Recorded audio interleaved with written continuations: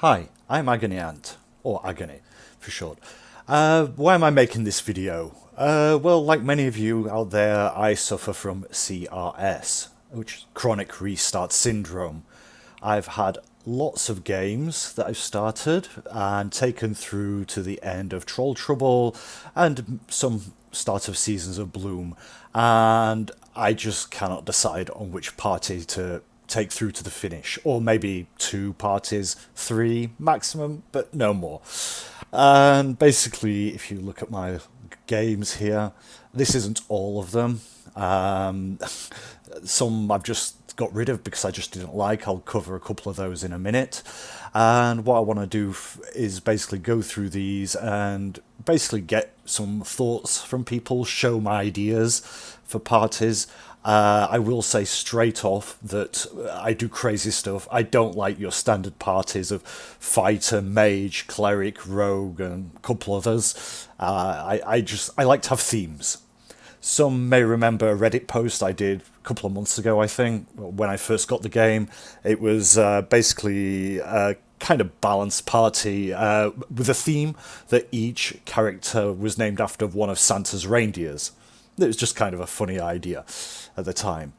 So basically I'm looking for feedback, ideas, suggestions. I do have my own personal preference or my favourites, which are my hot contenders for moving forward, but willing to listen to your thoughts. Just keep in mind a couple of things. One is difficulty.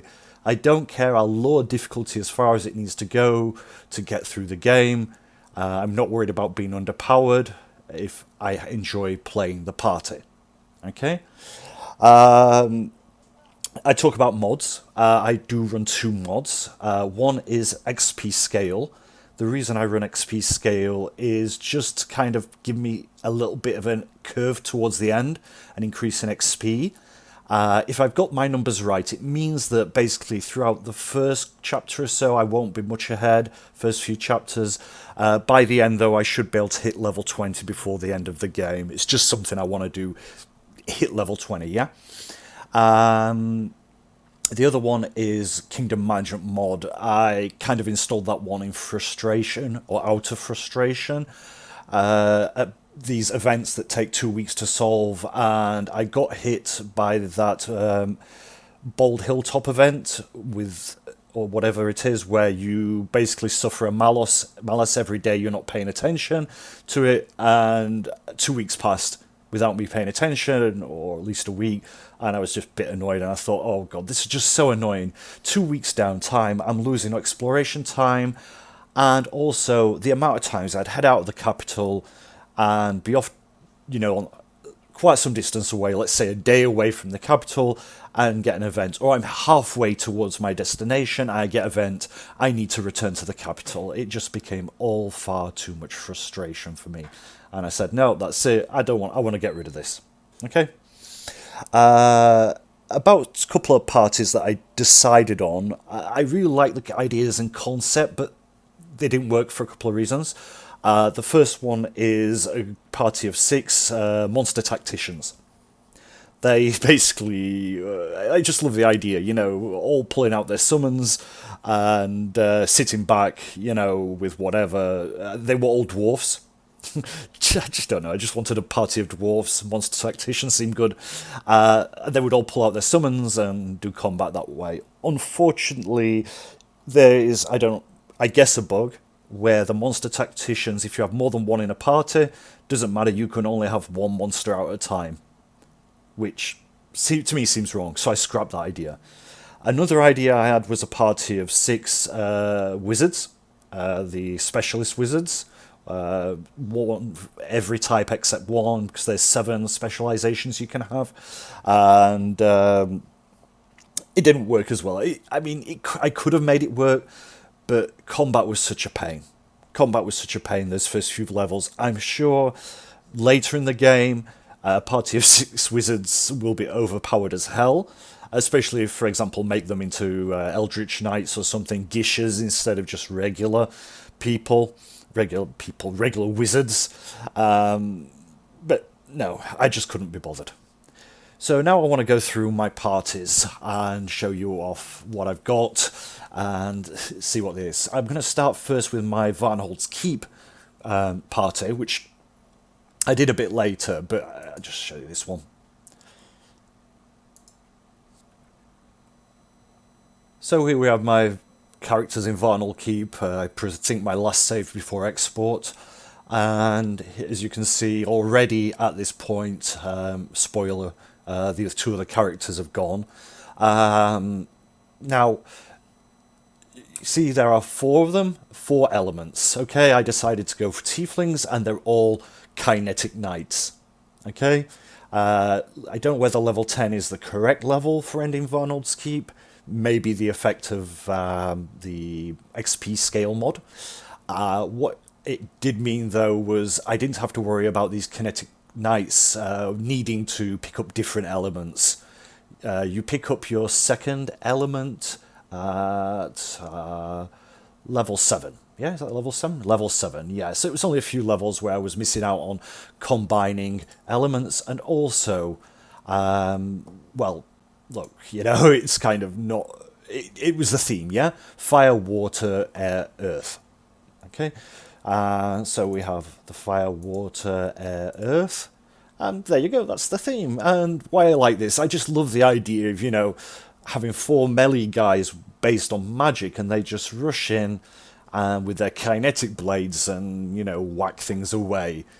And very nice, because some of them, not Earth, but the other 3, their attacks are energy-based, which is very nice in some situations. But, you know, they all worked, and it worked fairly well for me. Not much versatility, you know, not much combat style. You just basically let them go and do their stuff. Okay, now we're going on to my actual first team for the main campaign, first contender, and I'll say straight up front, I do like this team a lot. It's weird, and you'll see why in a minute. Now, this is my only evil team, and it has some interesting features. Let's go in and have a look. Okay, so here we are with my evil team. They were actually started out as chaotic evil. My main character was chaotic evil. However, I became kind of pissed off a bit with the chaotic evil choices and respect to be lawful evil. This actually has a bit of an impact on my kingdom, because the kingdom, like my town, has the chaotic evil look when it should be the lawful evil look, but it doesn't seem to cause any real issues with the game itself.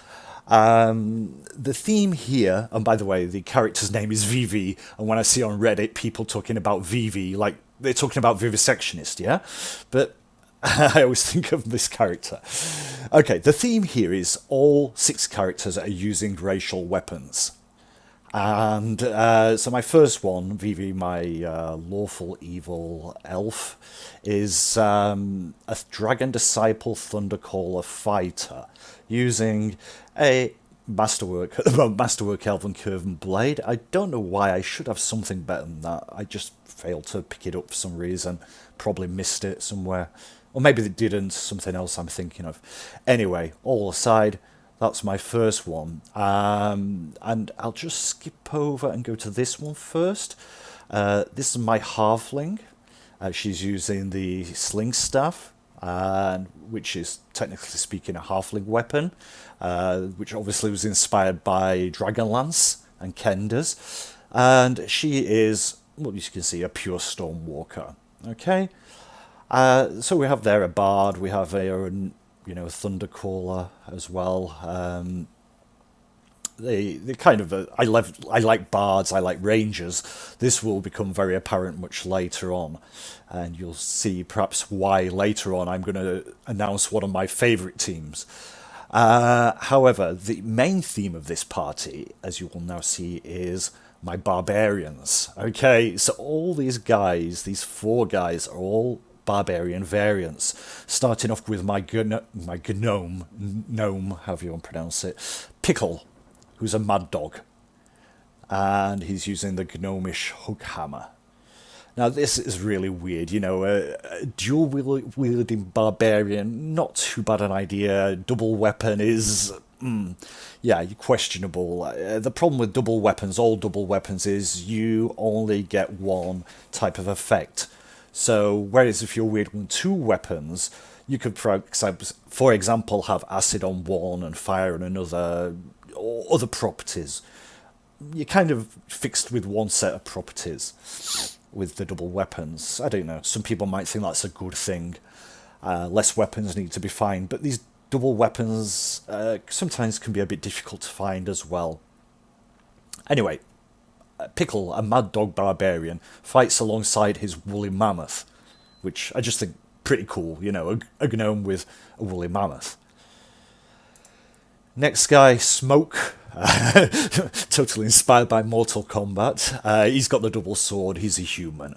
I mean, this isn't a racial weapon, but since I was having all the barbarians and having all the double weapons, I needed a race, so I decided it was a human, since I've got all the other major races covered anyway in this lineup. Alexa, I don't know why I called her Alexa. I think something to do with the double axe. You know, axe, Alexa, it goes together. Anyway, double axe, she's the invulnerable rager. I quite like the invulnerable rager as a class. You know, the extra damage resistance is nice. Perhaps not as good as a pure barbarian, but I don't know. Still quite good. And the armoured Hulk. Okay, with the dwarven Grosh, however you pronounce that name. I could have gone Dwarven War-Axe and made him, you know, sword and board or something. It would probably fit the Armoured Hulk type a bit better. But I don't know, it's okay. Anyway, why do I like this? Great, you know, just heavily Mevely focused. I've got one ranged who just sits back and does the support buffing. I've got Vivi, who is... she's basically just strong, goes into the front line, not great on dexterity, a little bit weak on defense, AC 31. It's okay. I mean, compared to some of these others, actually, pretty good AC, because she gets a natural armor, and being a fighter, she can wear heavy armor, which later on in the game may be not so good, but as I said, I don't worry too much about difficulty. Anyway, that's that. Move on to the next one.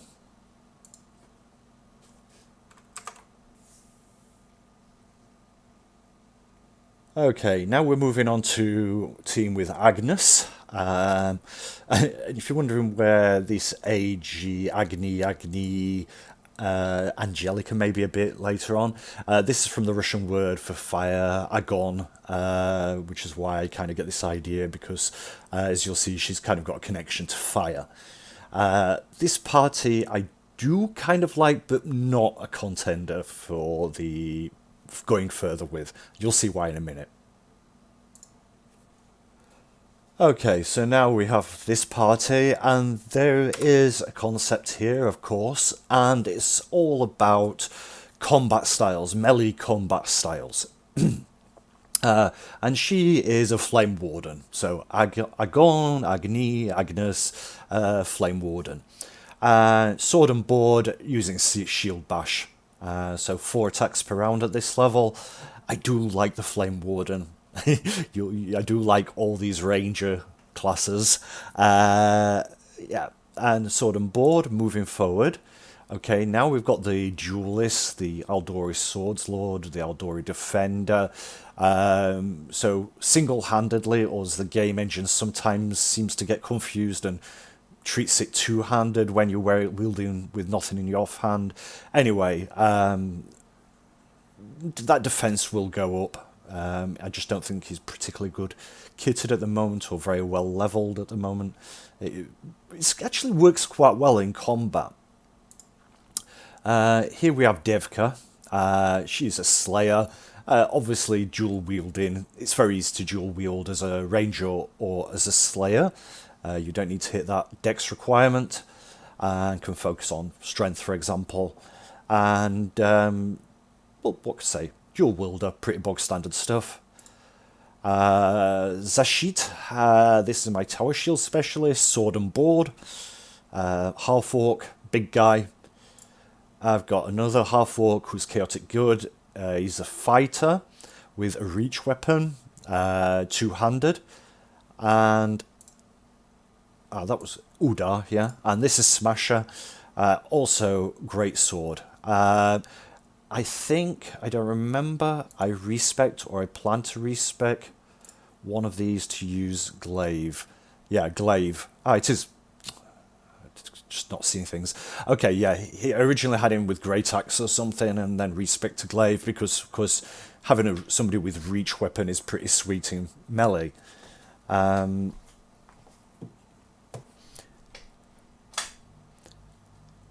Okay, so yeah, it's pretty boring actually. I mean, as you can imagine, basically everyone just piles into combat. There's very little magic here. Only my Flame Warden has any magic, and you know it's a bit limited. She can set a weapon on fire. She sends vitals, lead blades. There's not much buffing to be done. I'm happy with that. I hate having to buff before every fight. But, you know, I like the idea, but it's just going to be too boring to play long term. Strangely enough, they are the one I progressed further already at Goblin Fort. No other team has got this far. Moving on to the next one. Okay, here we have Freya. Definite contender, one of the contenders, possibly my second or third favourite, and you'll see why in a minute. Okay, so this is now this team, and as you can see, definite focus here on animal companions. It's nothing unusual. I'm sure many people have had this idea to do this idea before. Perhaps what is unusual is about the choice of classes and how I'm building them. Each of them is being built with a focus on dexterity. Of course, they're all ranged characters, you can see, but perhaps a little unusual in the classes. Okay, Sacred Huntsman, Huntsmaster, no surprises there. Oh, by the way, true neutral group. Kind of interesting to play as true neutral. It offers us quite a lot of flexibility. Every action you can take is potentially within their remit, as it were, whatever character, idiom, whatever you want to call it. They're all wielding longbows, and this is a real pain to get 6 longbows that are decent. I don't think I've got 6 at all yet. I'm basically waiting on Chemo, is it? The artisan, to provide me with more bows. He comes to my castle, I'll tell him, bows, bows, bows. I don't care what it is, just as long as it's a magic bow. When I've got 6 magic bows, I'll let him do his stuff and hopefully work on his masterpiece. Sacred Huntsman, no problem. Ranger, well, fine. He's got the Devourer of Metal. Again, good choice for a ranger. Oh, she's got Smilodon, good choice. He's got the wolf, not a great choice, but wolf does have that trip attack, as I remember. Wildberry, okay, druid. Okay, druid, got an animal companion, okay, buffer, good buffer. Not ideal range characters, perhaps, you know, you're split between Wiz and Dex. She's a bit lacking, but anyway, she's got 19 Dex for the moment. Or as I remember, 2 from enhancement. Yep. Okay, the plan is just to pump Dex. She's not going to be an offensive caster. She will just sit there plonking away while her lizard attacks. And lizard is also not a great choice. Basically, any animal companion with poison. You know, poison is one of these things that's more useful or damaging over the long term. But anyway. Foxy, Defender of the True World. Okay, kind of similar to the Druid. Some slight different abilities. Same sort of deal. She's got the dog. Also not a great companion. But, you know, when you've got so many animal companions, it doesn't matter too much. Here, Sylvan Sorcerer. Great class, fantastic class, although perhaps not ideally being built as a ranged attacker, you know, as somebody who's focused entirely on bows. As you can see here, I'm so short of good bows. I didn't actually take, composite longbow, don't know if a masterwork.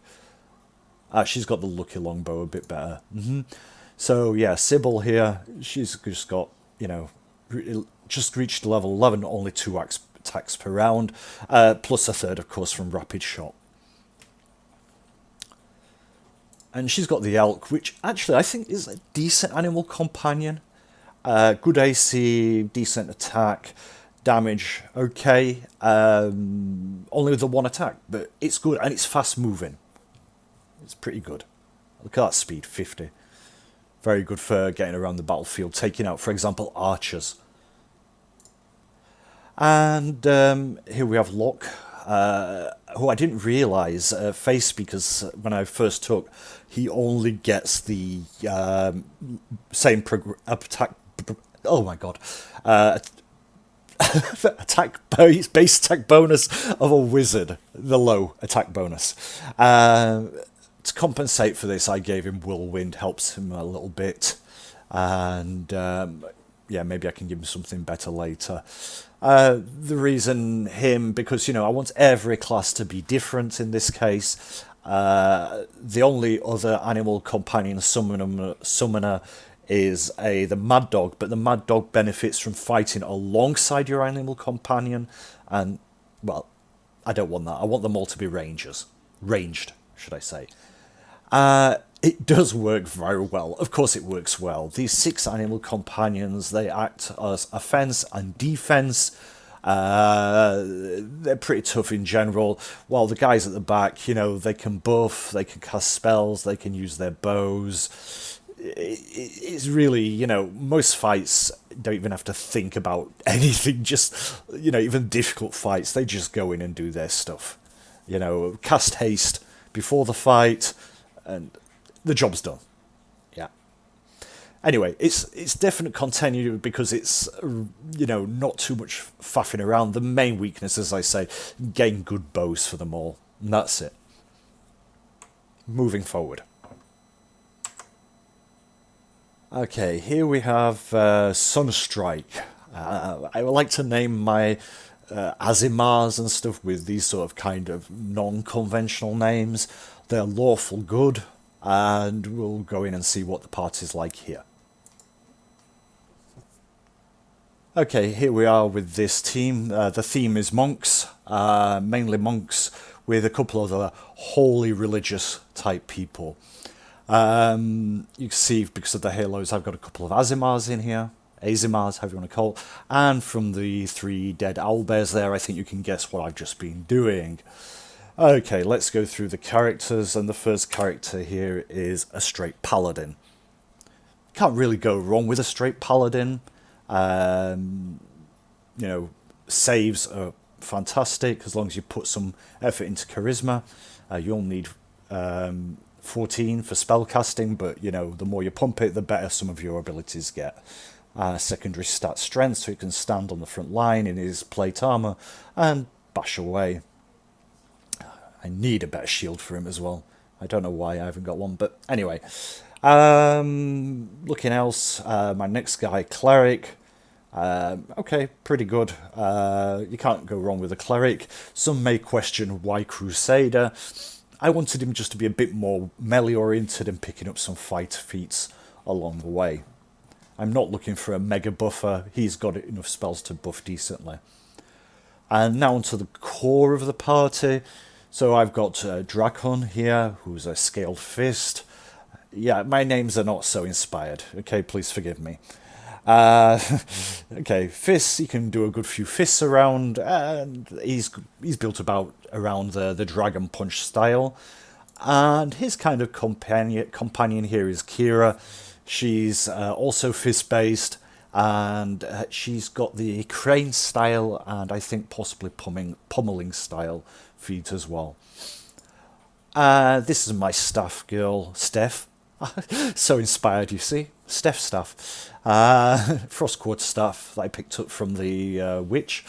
And yeah, it's okay. You see, the point is monks with fist are good, but with weapons have some advantages. You know, like punching elementals is not very nice when you're fist-based. And Sensei, who is my sensei. Some people think senseis are not so good. However, I did dual class to the rogue just to pick up the thing that adds damage to dexterity to damage. Since I'm not really getting much else in the way of damage sources, and also some sneak attack. So yeah, that's it. Dual wield monk, two-handed monk, and a couple of punches. So the idea here is kind of monk focused with a couple extra religious guys. Do I like the team? Do I like playing it? I do, but it's a bit... I don't know. I mean, it's great for crowd control. These guys just run around the battlefield. The monks are fantastic for this. And, you know, they've got pretty good AC. She's got bad AC, okay. Yeah, okay, they will be good AC when I get a few more items sorted. I'm kind of lacking in AC armor or braces at the moment. Once I get some braces, then things will be a lot better. Yeah, but anyway, they're good. I like playing. Having a paladin in the party is always nice. He's got his aura protecting against fear effects. Plus monks get some nice saves anyway, in general. And look at her. She's traditional monk. She's got that goodwill there. Of course, they have good fortitude and reflex. They're good. They're good. I like it, but perhaps not brilliant. Okay, so next up, I think this one may have been alcohol inspired, from the name Alkash, which is Russian for like slang for alcoholic, and he's an alchemist. Anyway, let's go and take a look. Okay, so here we are at Oleg's. Probably just been doing Boken's quest, I think. Boken. And let's have a look at the characters. Okay, so they're a bit lower level, these guys. I haven't taken them quite so far. They've just finished Troll Trouble, done a few other things. And basically, he's a vivisectionist. And to be honest, I love this class. The infusions where you can cast even spells like, you know, that should be personal only on other characters is awesome. They don't have the same range of spells as some other classes, but, you know, it's just brilliant. And medium attack progression, just brilliant. I love this class, and I overlooked the alchemists in general for a long time, and the vivisectionist especially. And if anybody's wondering what character to play next, and apologies to in advance to anybody with chronic restart syndrome, if you were just thinking, oh, I've never done an alchemist. Sorry guys, give an alchemist a try. They are really good classes. Definitely, they get lots of skills. You know, as your main character, nice choice. The theme for this party, I think you can tell just looking at them, rogues. Sneak attackers, and this is why I chose vivisectionist rather than some other form of alchemist. Next up is my Eldritch Scoundrel. Oh, they're all dual wielders. I mean, so many attacks per round, not great damage. It's like snick, you know, cutting away little bit by bit. Lots of focus on stealth and other related feats like that. Each one, I decided to give each a different type of focus on weapons. So we've got, he's going to have, I don't remember what he's going to have, but I'm definitely going to wield two weapons once I find them. She's going daggers. He's going light picks, just to be different. Main source of damage anyway is sneak. So, and sneak doesn't multiply on critical, so crit range doesn't matter, crit multiplier doesn't matter. Base damage doesn't matter too much. Just get those, well, dexterity bonus to damage, nice, but it's really all about the sneak damage. Ganging up on enemies, making them flat-footed or whatever, and then getting those sneak attacks off. Knife Master, Kukris, I mean, yeah, of course, the Kukri gets its praise as sang enough because of the crit range. I mean, again, sneak attack, not so much, but it's extra damage when you do land a crit. He's going with light maces. He doesn't like should have light maces, but he should be the rapier guy, but it's just what I chose. They're okay. There's some good light maces to be found in the game from what I understood, so let it be. And the thug with punching daggers, it seemed kind of appropriate. And there we go. So 6 sneak attackers. I like this party. I love the Eldritch Scoundrel. Sorry, CRS people. The Eldritch Scoundrel is a really nice class to play. You know, you've got the rogue and wizard elements there. Yeah, it's not an arcane trickster. It doesn't have the kind of same buffs that does, same positive aspects as that. But on the other hand, it's a medium attack progression, not low attack progression class. It sacrificed some things in relation to other. I do like the Eldritch Scoundrel though, and I think if I did create a Gish party, I may sneak in an Eldritch Scoundrel as well. Just, it's a nice class. And that's it. So yeah, Alkash, Arka, Slan, Kukla, Callum, and Thul. Ah, okay, so on to the next party. And this is the last party, and this has a, well, I like the theme a lot. I think my main contender is my latest party, so maybe I'm a bit biased because it's the newest one and the CRS hasn't kicked in yet. However, you'll see why. I've talked before, I have this love of rangers and bards. Okay, so you'll now see why this love of ranger and bards really kicks in. Angelica, bard. Straight bard, dipper fighter. She fights heavy plate, mithril heavy plate, so that's 25 arcane spell failure. I've burned 2 feats on reducing that, so 5% arcane spell failure. I can live with that. And she, you see, now this is where the theme comes in. Angelica, my angel. She is the... No, hang on, I've got these in the wrong order. Okay, normally I have them lined up better. Okay, she has her reach weapon, the glaive. She stands behind this guy, Rodders, who's a straight ranger. Okay, he has an animal companion, and... it's the... No, that's a Kundayo. Where's my animal companion? Okay, it's a Smilodon anyway. 5 attacks per round is nothing to be sneezed at. Anyway, he's straight ranger, he's going sword and board. Normally when I do ranger, you know, it's dual wielding, you know, 90% of the time. It's just the thing to do, yeah? You can ignore that dex, stick some heavier armor on them, and dual wield away happily with strength based. Or you go for a dex based dual wielder and rely on favoured enemy for the extra damage. What I've done here is basically said, okay, these guys are all in a fairly heavy armor. The bard in heavy armor, the ranger in medium. Breastplate or something equivalent, something good. He can dual wield as well, because if you're doing sword and board with shield bash, then you're basically getting a lot of the same feats you need for dual wielding. So they also have a dual wield setup when I want to switch. Now, the next one I want to show you then is this, and it's, oh look, another bard, another Azimar bard.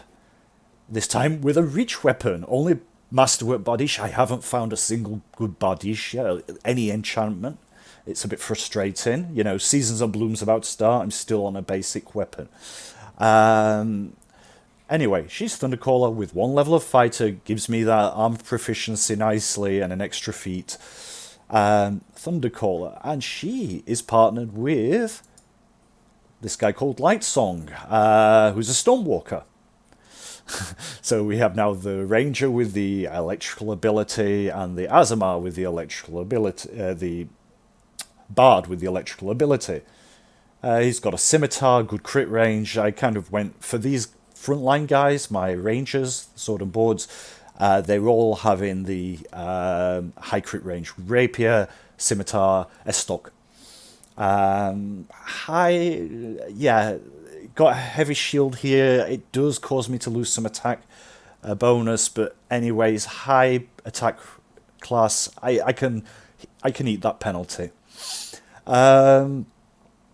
So then what about this one? Oh, Firebird. She's a flame dancer. Surprise, surprise. Okay, so now we have a Firebard with a reach weapon. And she's got the Forchard, or Forcard, or however you pronounce it. Reach weapon, standing behind this guy, sword and board. Pojar, who's a Flame Warden, my Flame Ranger. So you can now see the whole concept here. Standing behind every Ranger is kind of a parallel bard, an angelic bard. They're all angelkin. And I kind of call them like the three muses or the three guardian angels or agony's angels. They stand behind their relevant rangers, providing bonuses, buffs, spells, etc. to the rangers. And there might be a question on your mind. Okay, why did I choose plain ranger instead of freebooter and plain bard instead of the archaeologist? Because the archaeologist is a bit selfish with his main buff.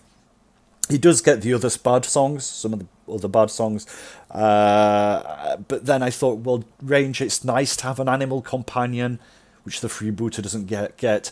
Plus, the regular ranger gets the regular favoured enemies and don't have to worry about all this actively selecting targets to share the bonus run, which you have to do with the freebooter. So it was kind of an and ah. In the end, I decided, okay, we'll have plain ranger, plain bard, fire ranger, fire bard, and electricity ranger, electricity bard. So, yeah, that's basically it. And this, as I say, is my current favourite party. Whether it'll remain that way, well, I'm going to open it up to you guys. Feedback, thoughts. I don't think you'll tell me anything new in terms of what difficulties exist later on, like touch AC attacks, house at the edge of time, difficulty. I know some of these parties will be a pain. I care more about fun of just getting through the campaign. As I said, one party ideally, maybe two. I'm tempted to take the evil party, the evil barbarians anyway, just to kind of do an evil playthrough in parallel to a non-evil playthrough. Which that is, I don't know. As I say, these are my current favourites. But anyway, happy to hear your thoughts. Thanks, guys. Bye-bye.